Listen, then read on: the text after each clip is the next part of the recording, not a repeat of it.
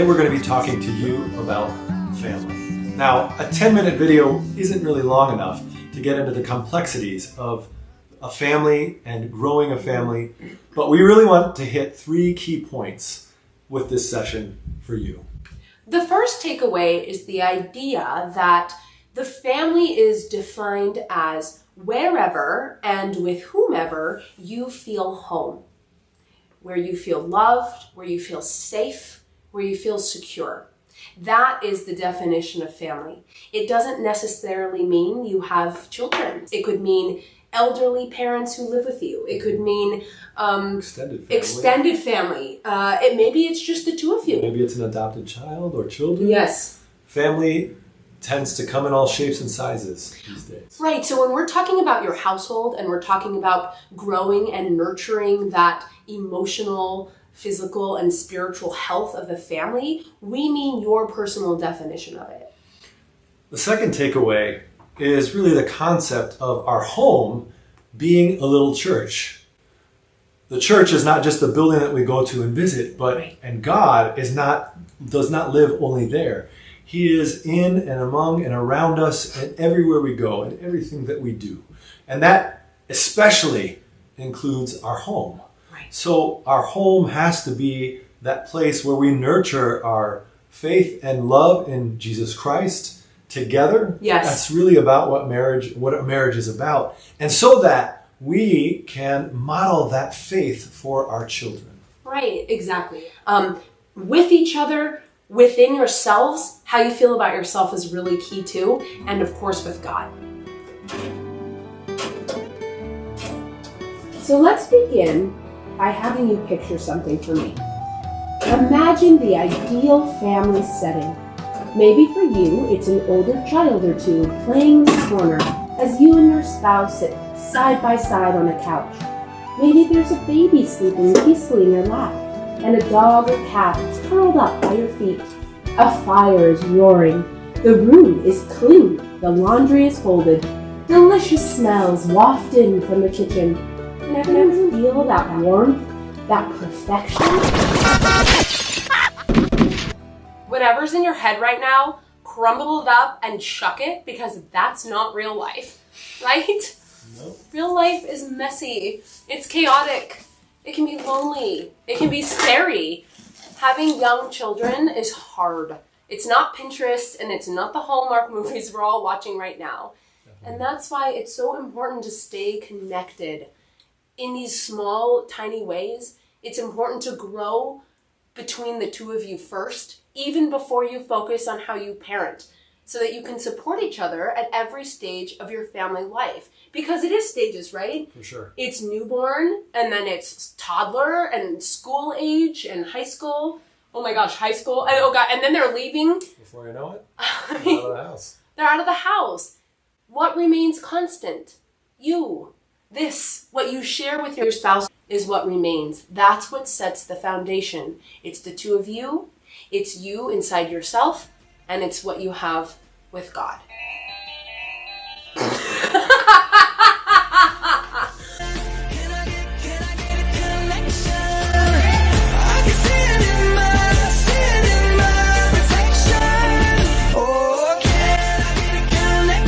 Okay, so what are the tiny ways, small steps that you can stay connected with your spouse? Well, one of them is to appreciate and notice what your spouse is doing right. And we always focus on, don't do this. You're not loading the dishwasher correctly. Right. So what is your spouse doing right? What are the qualities that you see in your spouse that you know would make them a good parent or are already working, right? If you're already a parent.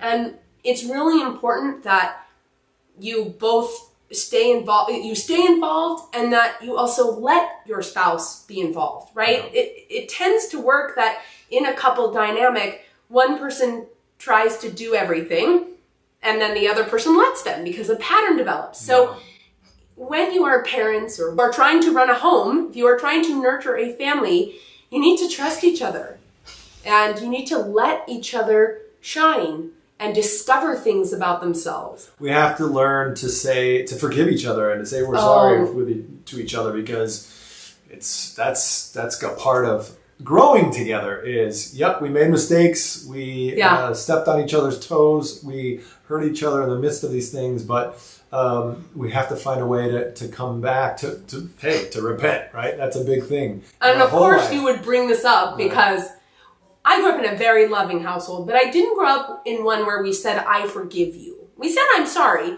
but we didn't say, I forgive you. To us, it was a little corny. And so the first time he ever said it to me, I said, oh, I'm sorry. And he said, I forgive you. And I said, ugh, well, you better, okay. No one said, who says that? But then I realized through practicing it myself that those are really powerful words. I forgive you. And I love you, and I'm here for you, and let's do this together, right? So it's about being able to laugh. And even in the book, you'll read this in the chapter next week. It's about having a sense of humor and flexibility, which is really what we're talking about here, right? Because these are the ways that you will stay connected with one another. Yeah. Just learn to laugh at it, joke about it. It's okay. You're going to mess up, and that's okay. That's good. It's good to do it. I think it's really important to listen to one another and to notice each other. My second daughter, I almost had her in the car on the way to the hospital. I was literally pushing her out in the car, and I couldn't stop it. I remember that I looked up at him and he had tears in his eyes because to see your spouse in pain is not a fun thing. And I remember saying to him, this really hurts. Can you get me an epidural? And he said, well, we're a little past that point. But what else can I do? And he just sat and locked eyes with me as I had our second child. The experience of almost having her in the car was very traumatizing for me. And he noticed that in the coming months, that I was more anxious, that I would think about it, and I would cry a little more easily. I mean, hormones are raging. But he really noticed that I was going through that. And he was so attentive, and he was so there for me. And I was really grateful for that. Yeah. And I think we continue to do it. We continue to notice and really look at each other. What is he or she going through today?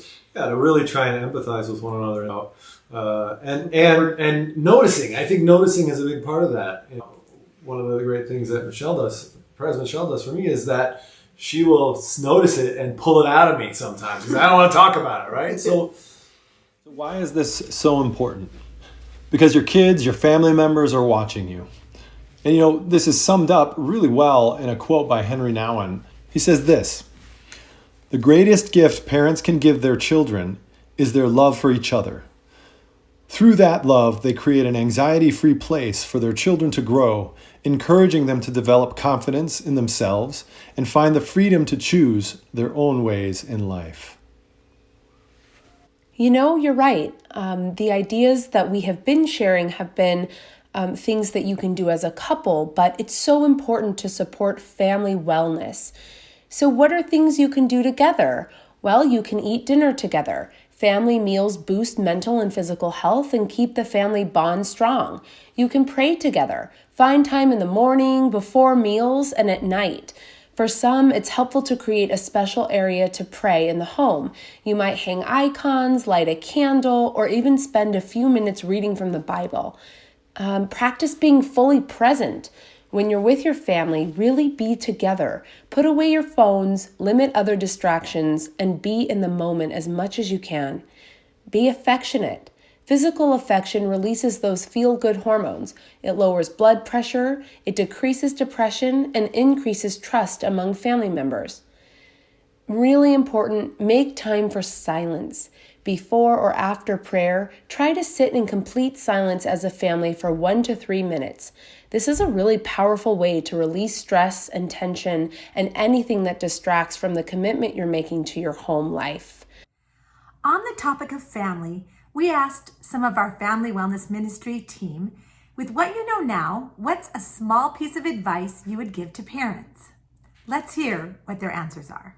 Something I learned along the way was I don't need to fix everything or tell everybody, how can you make this better? Sometimes when my children would share things with me, what they really wanted was me to just sit in the discomfort with them and acknowledge what they were feeling and what they were going through. and to stand next to them as they did it. Game changer. I'm often amazed what kids eventually make of themselves when they grow up. So encourage their interests and aspirations, even though it may feel different from what you might wish for them. There are two things that I wish I had known before I had children. And the first is that, it's difficult to know who to trust and which parenting books to read. So the first thing was, I wish I had Dr. Philip Mamalaki's book, Parenting Toward the Kingdom, before I had children, because it's so excellent. And the second thing is that I wish I had understood that teaching self-discipline and obedience are not as important as staying connected to our kids. When we stay connected, our children feel securely attached to us. And that secure attachment is what allows them to thrive later in life in whatever environment they find themselves.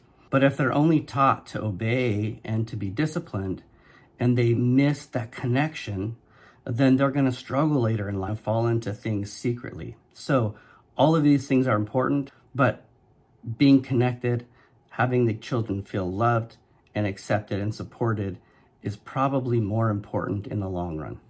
We can focus so much on the non-stop busy work of loving our kids that we can miss loving on each other. It's no wonder that research shows that at the 7th year mark, after the newlywed stage and the dating stage is over, and kids enter the picture, that marital satisfaction declines. So it's super important that you make time and connection for each other. Intentional time. Get out, have fun, play, prioritize focusing on one another. Pray together as a family. Get off your phones and all those screens and be intentional to keep that spark alive. And the other nugget is, don't try to rush in to save your kids from disappointments when life is challenging. It's important that our kids know that we'll be with them through the toughest of moments, but not rush to rescue or solve their problems. As a clergyman, it's always been very difficult for me to find unbroken time with my family because there's always a demand, there's always a call. It's a 24/7 job. But there was one thing that I made sure that I did, and it was being part of my children's day-to-day routines, dropping them off in the morning, picking them up afternoon, and making sure that I was part of their extracurricular activities. It was one of the greatest joys that I had, that even if I couldn't give them a proper vacation or give them a full day off, at least, I was part of their sports programs, their drama programs, their choral programs. We even performed with them from time to time, even danced with them. I just grabbed those moments and made them my own. And so my kids had that kind of undivided attention. We can make that happen. Other things just don't quite go as well in a clergyman's life, but that was a non-negotiable for me. And I'm hoping it could be a non-negotiable for each family. This chapter is about family, and that's not just the children that you and your spouse may have. It's also about navigating the changing relationship with your parents once they become grandparents.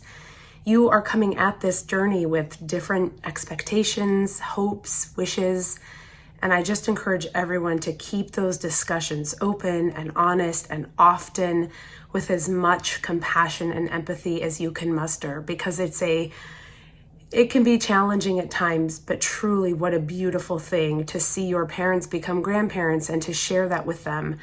So that's what I was surprised about, how my relationship would change for better and for challenging times too with my own parents. Try office hours with dad or mom, where you, at the end of the day, hang out in bed with your kids in a relaxed way. Just ask questions to reflect on either the day, or it could be a year ago or 2 years ago, about stories that they experienced. You just listen and you get to tell your story too. So you're part of the dynamic, the connection. Try it, you'll love it. Stories are beautiful. If I was to give you some parenting advice, I think it would start with stay connected to yourself. What do I mean by that?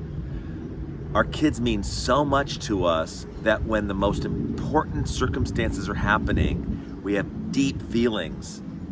Very often, that deep feeling can come from a place of fear. It's super common.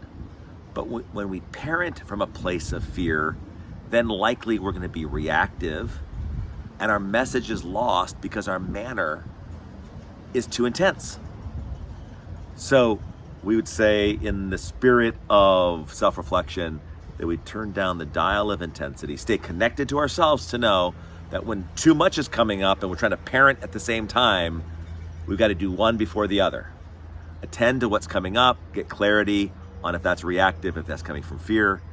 I want to make sure that, as research says, fear leads to control, and we might be over-parenting at the times that we need to be connecting, as we say, before correcting. Hope that helps.